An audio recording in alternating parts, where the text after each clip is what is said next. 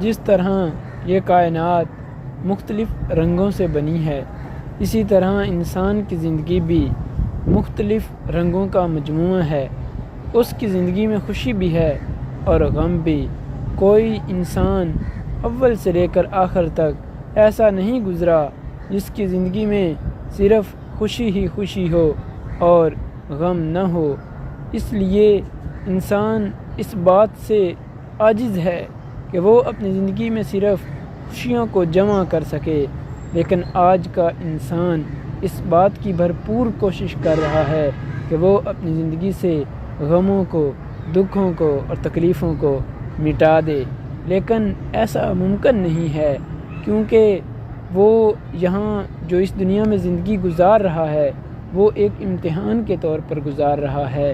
تو اگر وہ اس دنیا میں اور اگلی دنیا میں کامیاب ہونا چاہتا ہے تو پھر اس کو آنے والی زندگی کے غموں کے بارے میں، دکھوں کے بارے میں اور تکلیفوں کے بارے میں سوچنا چاہیے۔ لیکن اگر ہم دوسرے زاویے نظر سے دیکھیں تو انسان کی زندگی ایسے موڑ پر پہنچ سکتی ہے جہاں پر اسے کوئی دکھ، تکلیف اور کوئی غم نہیں ہوگا، اور وہ کون سی زندگی ہوگی؟ وہ جنت کی زندگی ہوگی، وہ آخرت کی زندگی ہوگی۔ وہاں پر انسان کو کوئی دکھ، کوئی تکلیف اور کوئی غم نہیں آ سکتا۔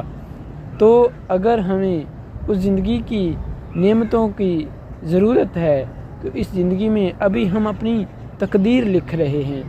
اب دیکھیں انسان جو ہے وہ اپنی اس دنیا کی زندگی کو جو ہے اس کی تقدیر چینج کرنے کی فکر میں ہے، وہ اپنے رب سے ناراض ہو جاتا ہے اور اپنے جو ہے فرائض ادا نہیں کرتا کہ میرا رب تو مجھے کچھ دے ہی نہیں رہا، اور وہ اپنی تقدیر کے بارے میں فکر مند ہے۔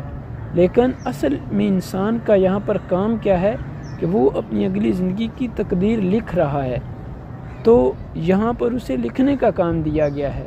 اب وہ اسے جس طرح چاہے مرضی لکھ لے، ٹھیک ہے۔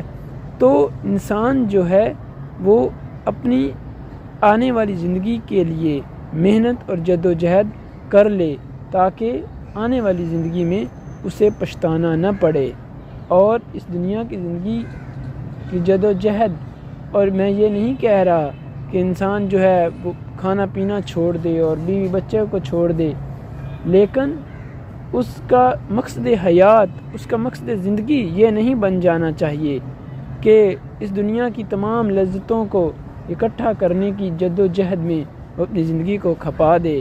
اگر یہی مقصد حیات ہے تو ایسا تو پھر جانور بھی کرتے ہیں، کتنی ہی اسپیشیز ہیں اور کتنے ہی جو جانور ہیں وہ اپنی زندگی اس سطح پر گزار رہے ہیں، لیکن انسان کو ایک الگ مقام اور مرتبہ دیا گیا ہے۔ اسے چاہیے کہ اپنے اس مقام اور مرتبے کو پہچانے اور اس کے مطابق عمل کرے۔